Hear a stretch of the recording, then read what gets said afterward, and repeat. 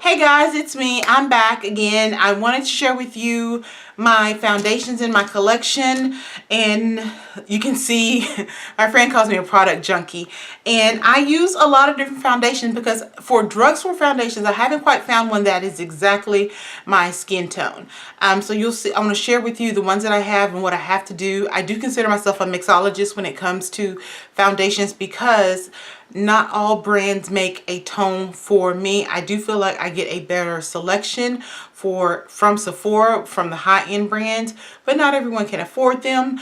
And so I've been looking for drugstores that can offset so I'm not constantly spending $40 or more for a foundation. So here are all the foundations in my collection, and I wanted to share with you what I have.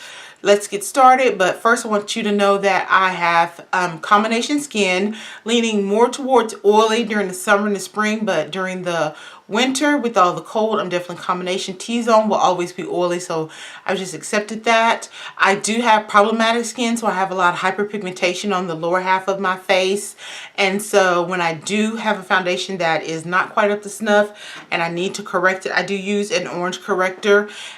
If I put on corrector and I still need 2 layers of foundation, then I don't keep the foundation. I totally get rid of it because it means that it's sheer. So starting off, I'm going to show you my Mary Kay foundations I have. For Mary Kay, I have 500 and I have 600, and I know with it being a light bottle, you can't really read the wording. There it is. So let me see if I can flip this over so you can see it. I have 500 and 607, and this is 500 is closer to my actual skin tone because I have yellow or golden undertones, and I just discovered that a lot of foundations tend to put too much red or orange. And anyway, so the top is the 500 and then the bottom is the 607. You can see how deep red that is, so I tend to mix these two if I wear them together. This only has a coverage length of about 3 to 4 hours if I don't set it with powder. Of course, I set it with powder, it's going to last a little bit longer. Within the 4-hour mark, I am oily. It is marketed as a medium coverage foundation. I would say it's more for normal skin. If you have oily skin, this is not the foundation for you. A friend of mine is a Mary Kay, what do you call it, consultant. So it was one of the things that she was like, here, I want you to try this foundation. I told her that for normal skin, it would be great. For oily skin, I don't think so. But I do have it, and I do try to use it. And I use this as, these are one of the products that I use to adjust the coloring of my other foundations. The next dual foundation that I wanted to share with you is from The Ordinary. I actually like this foundation. This is, they say it's full coverage. I would say that it's medium plus. It's not quite full, but it's close as you can get to full. The Ordinary, it is like $6.99, and depending on shipping and handling, it could cost you a little bit more. I have in 3.2 and I have Y 3.1. I am again between these two shades. I like the yellow of this one, but I'm closer to the tint of this one. So I actually mixed these two to get my shade. And this is, let me start with this is in 3.2, and so that's right there. You can see, and then I can show you. See how deep it is? I mean, it's not super red, super dark. It does have a pump, which I do like. And then here is the Y 3.1. Again, I'm more of a lighter part of it. Like I said, there's the Y, and you can see how yellow that is. So I am like literally between these two. If I do half a pump of each, it's my perfect skin tone. I will tell you that for having oily skin, it does last on my face a good 5 or 6 hours before I have to blot. It does not oxidize on me, which I really like. The Mary Kay foundation does oxidize on me considerably, so I have to go lighter before I can get a tone that's my skin tone. This is, I believe it's 1 fluid ounce. Yes, it's 1 fluid ounce. For the price that I have to mix them, I'm okay with buying two, but I usually buy a bunch of other things when I'm buying from The Ordinary. I would definitely recommend you to check out this brand. It looks amazing on the skin. It's like a demi matte finish, so I really like that one. Sorry, Rimmel Stay Matte Foundation. This is in 502 Rich Caramel, so I'm thinking, okay, I'm caramel. This will be the perfect shade for me. I will tell you that it is like a squeeze tube, so I do like that. It is 1 fluid ounce. This is kind of a thicker, it has like a thicker, moussier consistency. And it's that one right there at the bottom. This is slightly lighter, but it's close, the closest I've come from drugstore to my actual skin tone. I really like it. It's definitely good for normal skin in combination. If you are super oily, you may discover that you have to blot your T-zone a little bit. It's cost me about $5 at my local Walmart. And I'm surprised. I really like it. And I'm trying to think of what else to say about it. Talked about the price. It doesn't oxidize, or at least I haven't noticed any oxidation on the product when I do use it. So I would definitely purchase this again. And if I have to make any adjustments with the coverage, with the tone wise, my powder can do that. I would definitely say that it is medium coverage. It's definitely not full coverage. It doesn't feel like heavy on your face. Then I have the Maybelline Superstay. They say that this is a full coverage. People have been doing different reviews on it. This is the shade 355 Coconut. It's what I have on now. It's not full coverage, but guys, it's medium plus. It's as close to full coverage as you can get, but it's still, when I wear it without the corrector, I can still see the darker pigmentations on my face. It's a lot lighter, but it's still there. So to say that this is full coverage is not quite right. It says it's 24 hours, never worn it for 24 hours. I get oily within 4 hours. This was not meant for oily people. So if you're a normal or combination, you might have to blot every once in a while. If you are oily, you're going to have to blot every 2 to 3 hours, because it is like, it does not stop the oil slick from coming through on my face. The other thing that I don't like about, oh, let me tell you that it does have a pump, which is a good thing, but the color is, it says it's coconut, but this sucker has a strong orange tint to it. The scent does it, I don't think there's a scent that I recognize to it. So let me put it, so it's right there, and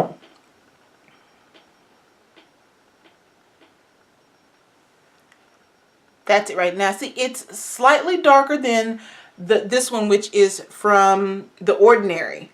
And so you would think it's closer to my tone, but it oxidizes to an orangish tint on me. So it gives me a slight orange undertone. I do have to put powder to try to diffuse the orangeness. And so when I wore this morning, I actually took this and mixed it with a little bit of my high-end foundation that's closer to my actual skin tone to cut out some of the oranginess. It's 1 fluid ounce. It's cost me $12 at Walgreens. I like it. I would not repurchase it. I was trying to get the lighter version of this, which is warm coconut. I can't seem to find it in any of my stores. So if I find the warm coconut, I might give it a try. But for me, it turns slightly orange, and I'm not Oompa Loompa. So I definitely think that that's something to take into consideration. And then, let's see, I have 2 more drugstore, and then I have my high-end ones. My favorite out of all the drugstore is going to be this one. This is the L'Oreal Infallible Matte Pro. This is number 111 Soft Sable. This is, I feel like, closest to my actual skin tone without having to make any adjustments. It is a soft matte. It is medium plus coverage. It's not 100% full coverage. It's a little bit over the medium. I don't have to tweak with my skin so much if I do 2 layers. I don't feel like I have a mask on my face when I wear it. It does have a, and this is brand new because I just used my other one up. So it does have a squeeze tube, which I like. Again, it doesn't oxidize on my skin, and that's that one right there. And you can see how the very last one, how close it is to my actual skin tone. So this is one I tend to constantly repurchase, and I will repurchase again. I just used up the last one 3 weeks ago, and I was like, I'm gonna force myself to use my other drugstore foundations, and it makes you discover what you do and don't like in the drugstore.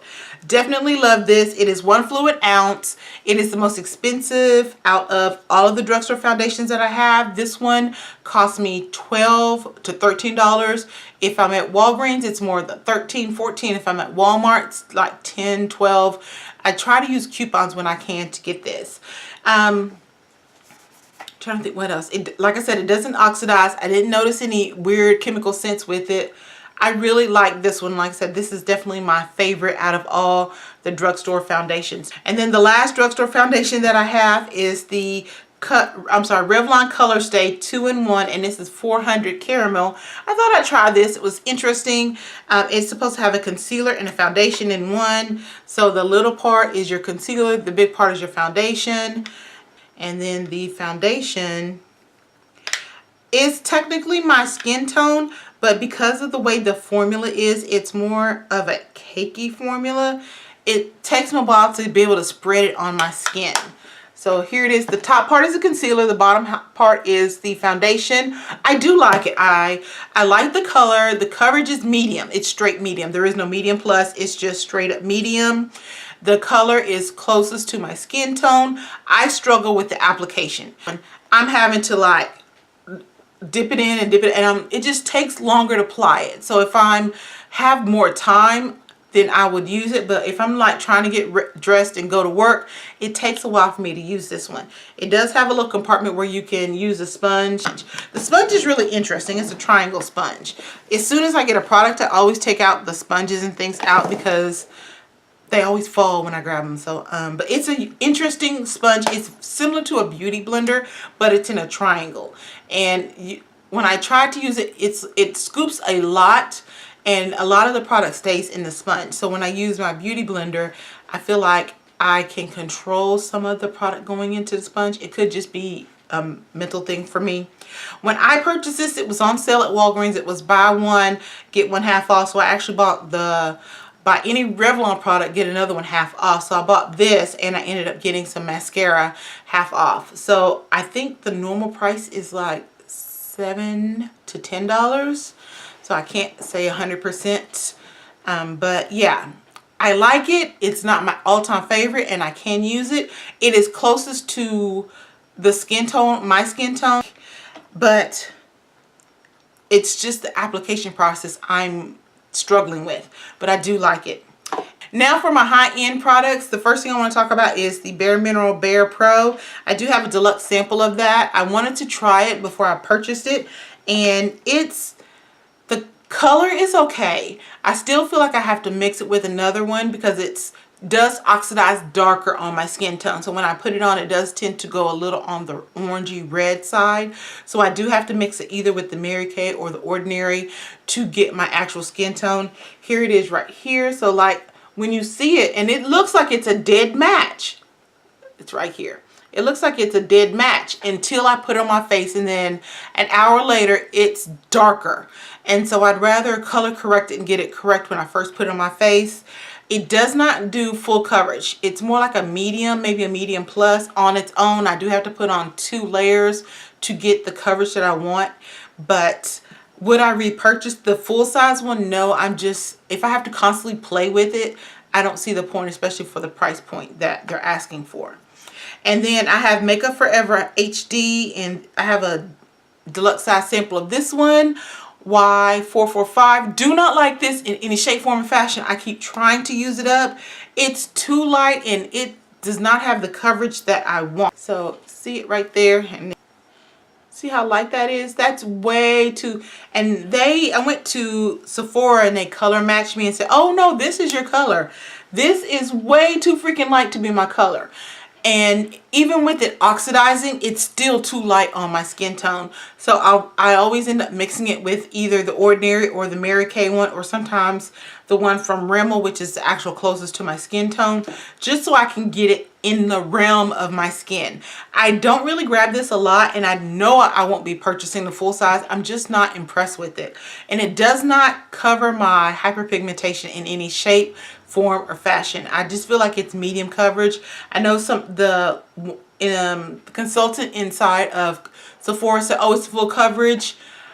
Maybe my definition of full coverage and theirs are totally different. I just feel like if I can see my hyperpigmentation after I put on 2 layers, it's not full coverage. Now my 2 high-end holy grails. The first one is the Estee Lauder Double Wear Maximum Coverage. When I say maximum coverage, this is maximum coverage. This covers everything. And the color is 5W2 Rich Caramel. Definitely my skin tone. If there's any oxidation, I don't notice it because it's that light. And I'll put it right here. So it's a little light, like I said, but for some unknown reason, when I put it on my skin, I don't feel like it's too light. It looks fine. I don't know if maybe it's like adjust to my skin tone, but it just looks good. It's definitely full coverage, and I tend to use a little of it and sheer it out over my face. I'm okay with some of my hyperpigmentation showing. I just don't want every last one of them. And so with this one, I tend to sheer more than anything.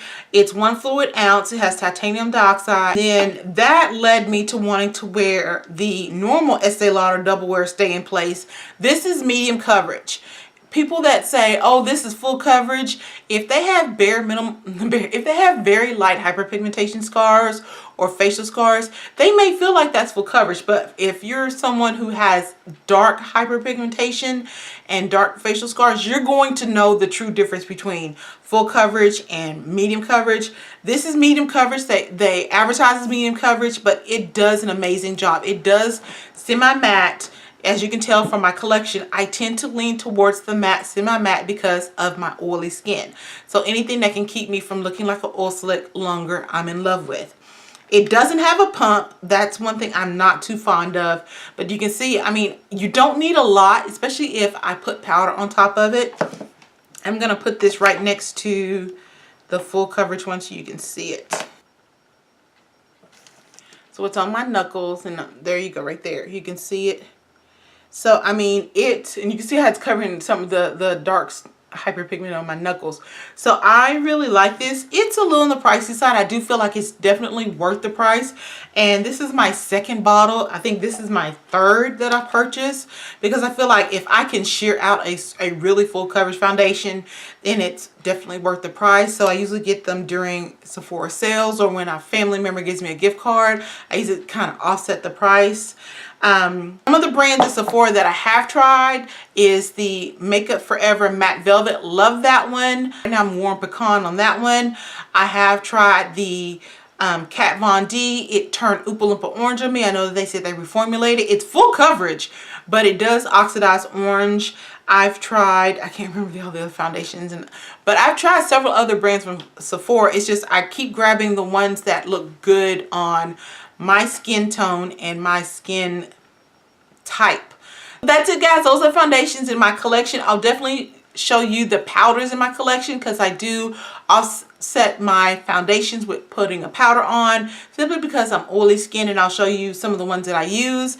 And let me know what you think. If you have a brand that you want to recommend for me to try for my oily skin, I would love to know what brand you recommend. If you are a mixologist like me, and there's 2 brands or types of foundations that you mix that are just like your holy grail, please let me know. I'm always looking to try something, to find something that's going to be perfect for the skin coverage that I need, as well as to handle my oily skin. Thanks again for watching. I will check you guys on the next video. And as always, know that you're blessed and love. Bye.